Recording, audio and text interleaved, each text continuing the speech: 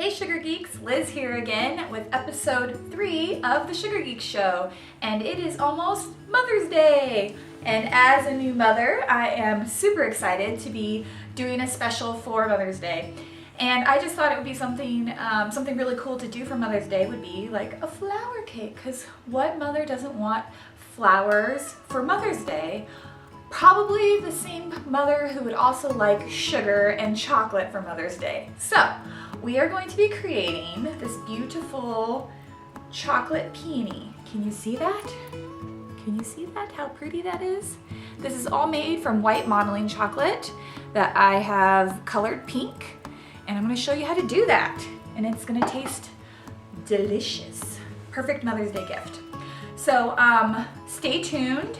Go ahead and check out the links below the video if you need to make modeling chocolate, if you need to buy modeling chocolate, if you need to watch my tutorial on how I make modeling chocolate. That's in my other video. Make sure you're signed up for Patreon. That's down there in links too. And oh, one more thing. I really want to thank Linda Jacobson for this amazing Wonder Woman apron I have here. This is pretty awesome. I've been using it all day, as you can see. I've already got a stain here, but I just really love it, and thank you so much. So let's get started. Are you guys excited? I'm excited. Let's do this. Okay guys, I'm going to show you how to make this modeling chocolate rose. And what I'm going to be using today is some Sweet-tastic modeling chocolate. And I really like this stuff because it's really firm and works really good for modeling. And you could make your own modeling chocolate if you know how or if you want to. I have another video which I'll put the link down in the description below this video. So if you want to go figure out how to make your modeling chocolate, you can go do that. Because you definitely have to do that ahead of time. But I prefer to use this just kind of on the fly for these short little projects. And you can buy this online. The link will also be in the description.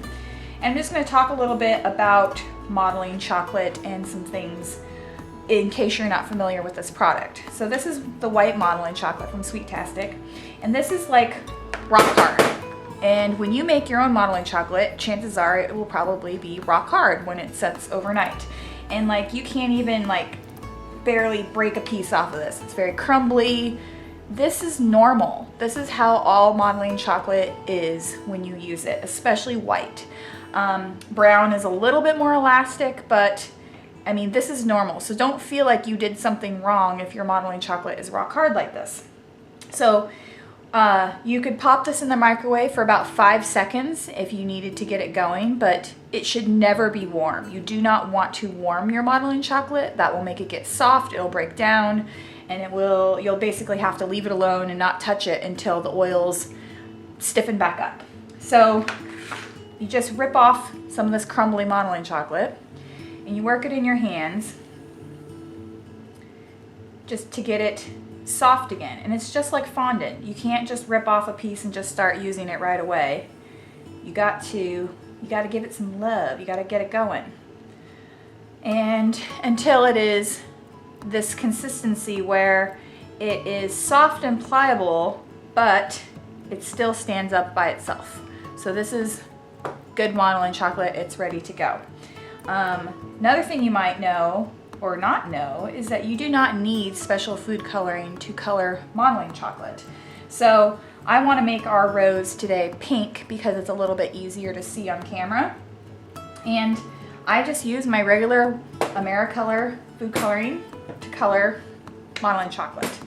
And if I just were to add just pink, say just a little bit of pink to this, I'm going to have kind of a very bright pink here.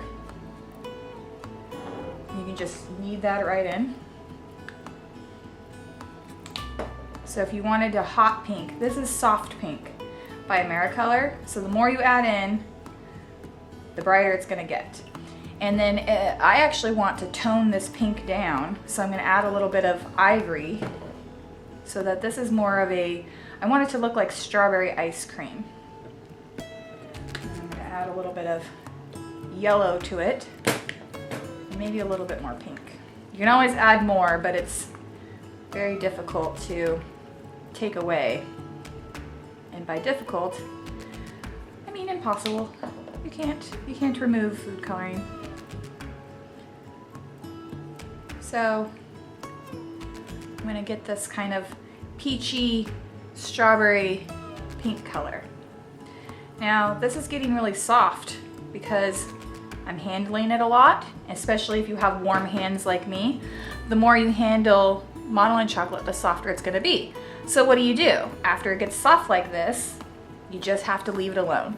You just need to set it on the table, walk away until it sets up. Might take 10 minutes, might take an hour, depending on how hot it is in your room. But then once it gets back to that stiff consistency, this is still pretty good, but to me it feels really soft for what we're gonna be doing. But once it gets back to its stiff consistency, you can use it again. So I'm gonna set that aside. I have my pink modeling chocolate here that I've already colored and kneaded and let set back up again so that it was at the stiff consistency that I want. And this is wrapped in plastic wrap because modeling chocolate, believe it or not, dries out just like fondant. It'll get like this scaly, crusty texture on the outside. And so you want to keep this covered. And if it does start getting scaly, just like fondant, you want to just keep some white shortening, some white vegetable fat on your fingers while you're working with it. And that will just help moisturize it and keep it from drying out and getting cracked and stuff. And so that's one of the things that we need. So we got our modeling chocolate. A couple other tools you're gonna need is a couple of ball tools, a spoon, some sort of knife. It can be like a you know, utility knife or whatever. A piece of foam or a flour ruffling mat, I don't know what the technical term is, covered in a piece of plastic so that the modeling chocolate does not stick to it. And I like to use a non-stick mat as well. I get this one from Ruth Ricky because it's like small and round, and her link is going to be down below in the video as well if you want to get one of those. But modeling chocolate tends to stick to the table, so I like to work on a silicone mat like this so that it doesn't stick. So, we've gathered our tools. You know the deal about modeling chocolate. Let's get started. So we're going to be making a peony, and peonies are inherently fluffy, which is nice. This technique will lend itself very well to making a very fluffy, ruffled flour. And we're going to start off with our center. So you just take some modeling chocolate and roll it into a ball, just like that. And we're just going to use our fingers to sort of divide out the top and the bottom. And we're just going to stick that on just off to the side, just like that. Very technical, I realize. And this is going to be sort of our base and our stage for our petals. And I'm going to take some of our pink, just knead it just enough, put a little shortening on there, just enough so it's not cracked. I don't want to handle this a lot because the more you touch it, the more you hold it, the hotter it's going to get.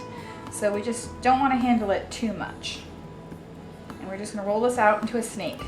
Working on a metal table works really well for this too because it keeps your hands cold. So we got our little snake here. And this process for making these petals is the same for every single petal. So I'm just going to show you how to make a few and attach them and say a couple things along the way, but this is going to be a pretty straightforward, you know, you'll get it pretty fast. So the first petals we're going to make are kind of smaller ruffled petals that are going to cover the center. And I'm just going to slice off little pieces of modeling chocolate, about that thick. This is not exact science. And we're just going to start off with 3. Put those to the side here. So this needs to be, one of these sides needs to stay thick. And the other side, we are going to pinch and make thinner with our fingers, just like so. And then we are going to take our spoon and just gently continue the process of thinning out, just like that. And then we're going to take our little sponge here and our ball tool, and you're just going to gently sort of roll and press until you get this little cupped petal here. And we're just going to wrap that right around our ball, just like so. And it should keep its shape fairly well. And I'm going to make 2 more and overlap them and apply it in the exact same.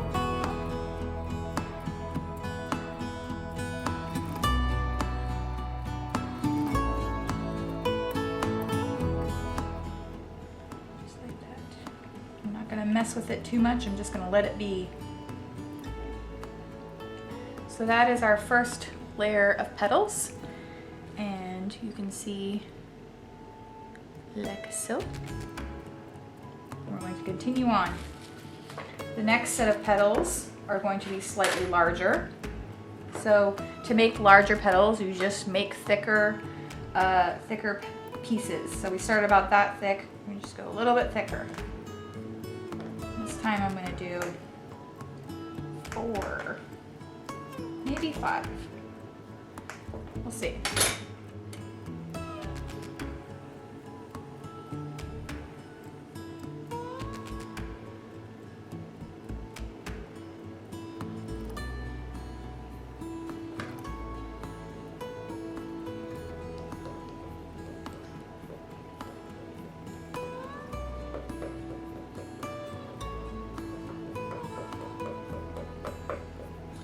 Another thing about peonies is they tend to have little slits in the petals, and they always curl inward. So I try to make little slits. Oops.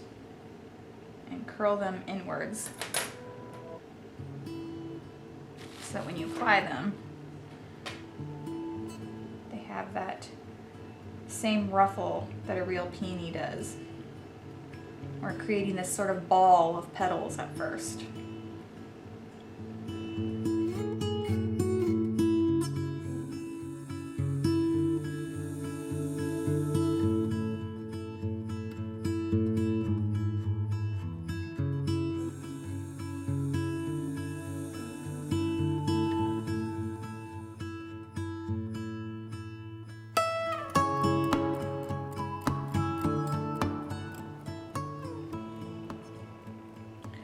Okay, we've got our second row of petals done, and we're going to continue on with the third row, which you guessed it, going to be slightly bigger.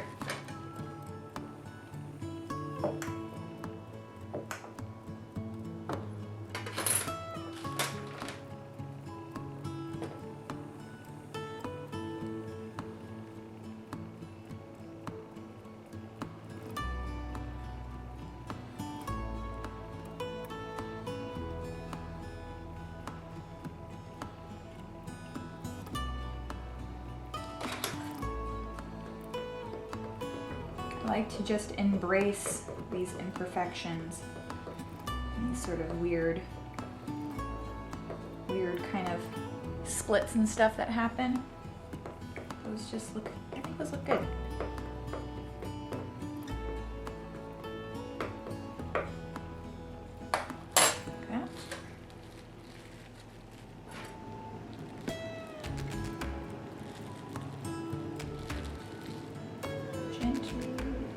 Oops, broke it off.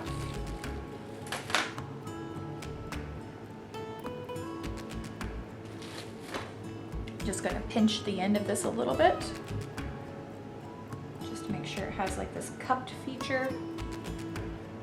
Just attach that right there on the bottom. Just enough so that it sticks.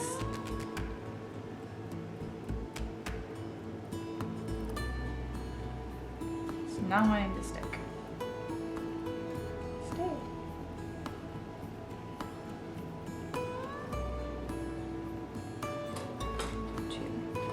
Just put that right there. I think I made that one a little bit too thin.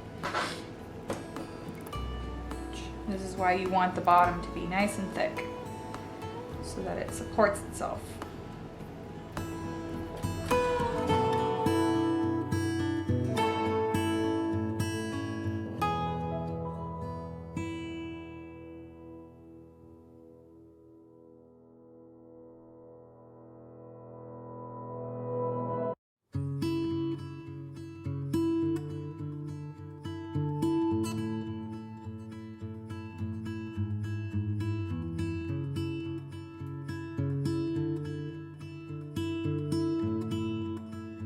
So I have most of my petals on. You could stop now if you wanted to, but I'm going to go ahead and keep going and show you the last step, which is to pinch off carefully this excess without crushing your top petals. And the very last row of petals are going to go like kind of just directly underneath this. So I've cut off the excess here, and I'm just going to make some even larger petals to just go around the very outside of this, and then it'll be done.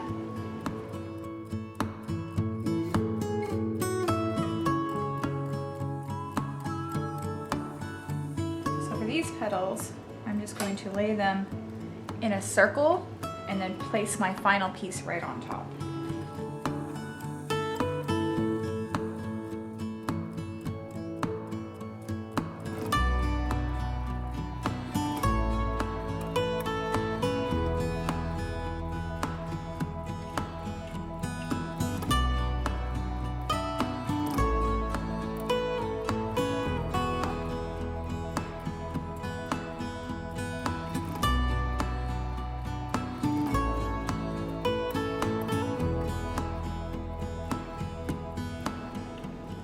I have my bottom petals situated.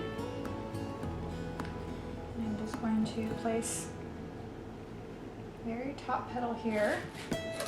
I'm just going to use my spoon to kind of press down in here so that it stays. Doesn't move around too much. And then I'm going to pop this in the fridge to let it cool and chill 100%, and then it'll be done. Okay, so our flower is out of the fridge. It just took a couple minutes for it to all firm up. And I'm gonna use just a little bit of petal dust from the Sugar Art. This is Cardinal Red, but you could use like pink or anything you want really. And I'm just gonna add just a little bit of dimension just to the inside petals. Just brushing on a little bit of edible powder, dust, if you will.